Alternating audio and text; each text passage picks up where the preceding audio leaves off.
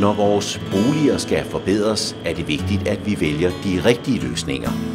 Ikke bare så det ser flot ud, men også at kvaliteten også er i orden. D&M Design i Næstved er en virksomhed, der har specialiseret sig i alt inden for stålkonstruktioner til byggeriet, såsom altaner og trapper. Vi har jo ikke nogen baghavsløsninger, som jeg kalder det for. Det vil sige, at de ting, som folk bestiller os, det er alle sammen nogle ting, der er kundespecifik og kundetilpasset, sådan så kunden får det efter sine ønsker. Alle opgaverne bliver præproduceret på virksomhedens værksted af faguddannet personale, så man altid sikrer den størst mulige kvalitet på opgaven og får opfyldt kundernes behov og måske endda siger alternative løsninger på opgaven.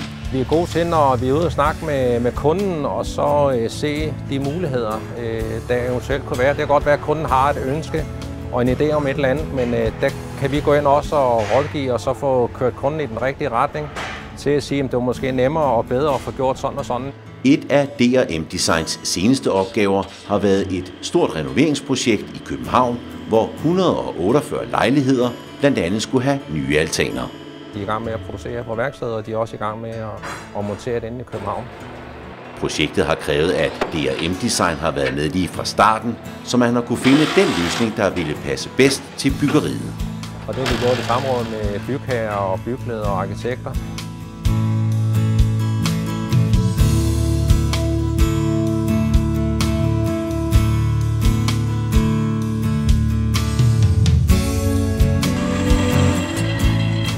Kvalitet er også vigtigt hos D&M Design, sådan at kunderne altid kan stole på, at D&M Design lever op til de krav og standarder, der stilles til en opgave.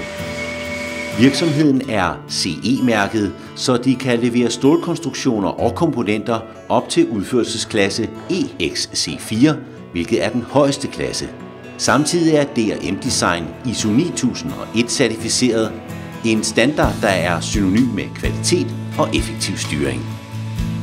D&M Design har eksisteret siden 2004 og har i dag godt 20 ansatte.